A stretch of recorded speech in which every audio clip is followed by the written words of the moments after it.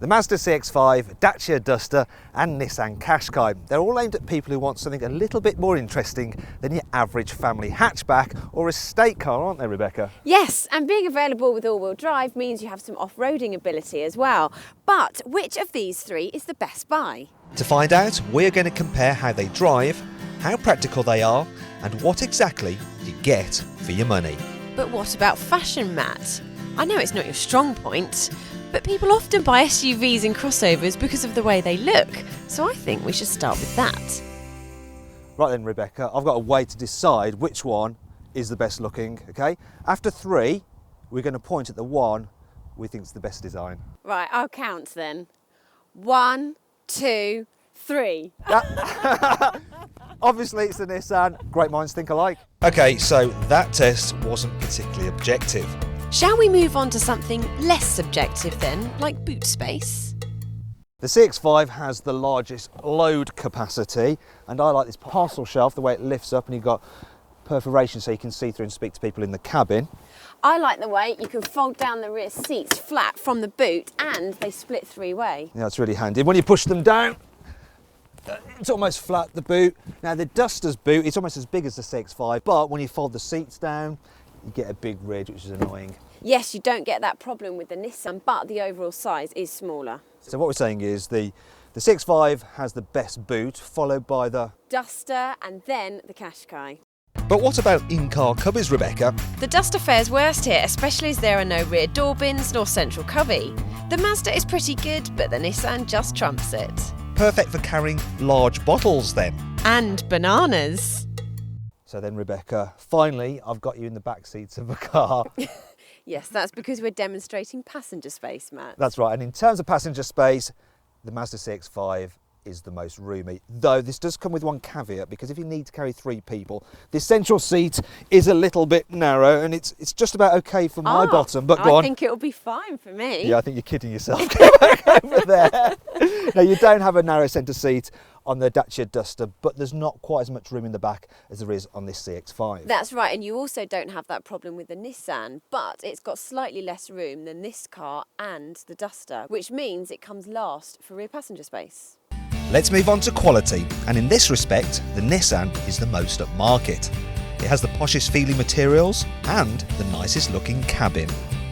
The CX-5 is well made, and according to the 2013 Driver Power Owner Satisfaction Survey, Mazda is the most reliable brand of the three.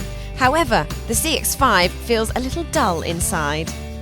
As for the Duster, well, oh dear, it's a little bit off the pace here, and it's the only car not to achieve a full 5-star Euro NCAP safety rating either. Thing is though, Matt, the Duster is by far the cheapest car here. The entry-level model costs less than half the price of the Mazda, which is the most expensive out of the three.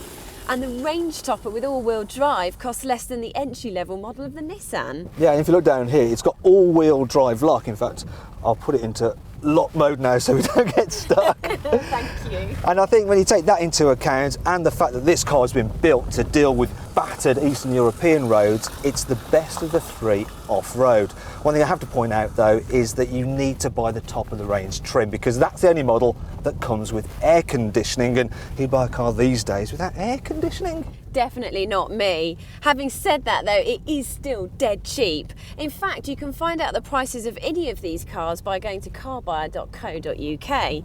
I know you don't get the fancy gadgets you get on the Nissan, such as surround cameras and self-park, but in terms of really good value for money, the Duster wins. That's as maybe, Rebecca, but as you are always reminding me, you get what you pay for. So come on, how does the Duster compare to the other three to drive on the road?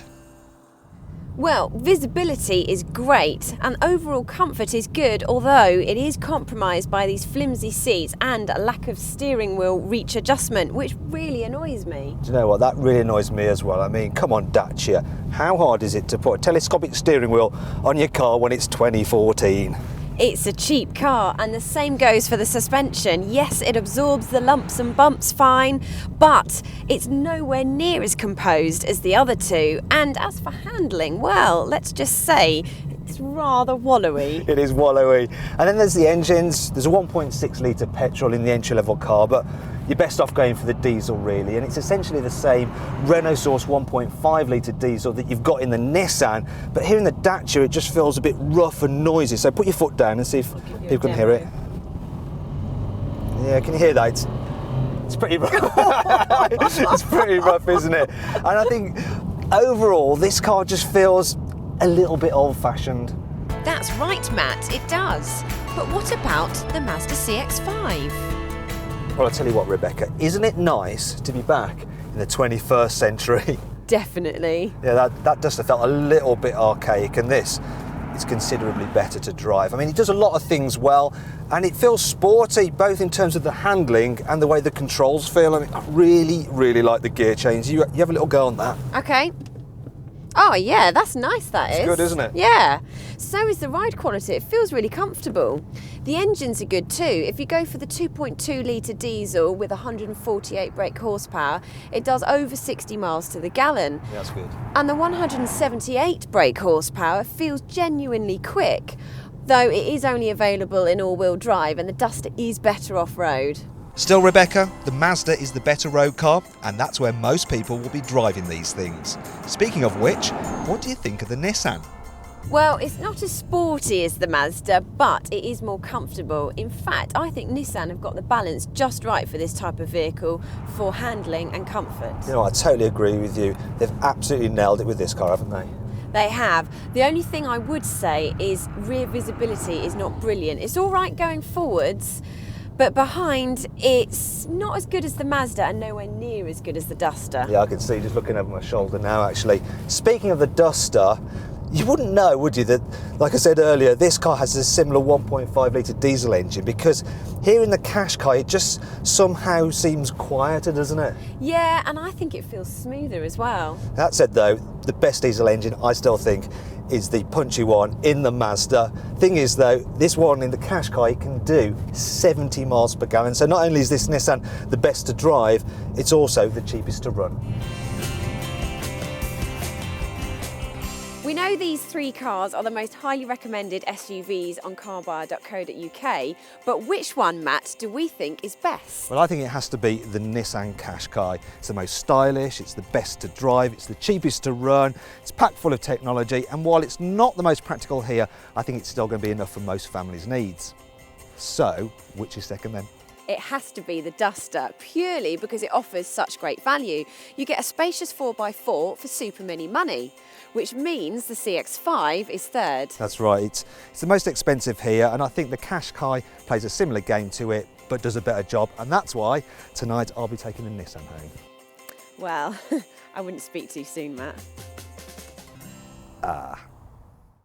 Click on the windows to watch our individual reviews of the Nissan Qashqai, Dacia Duster and Mazda CX-5.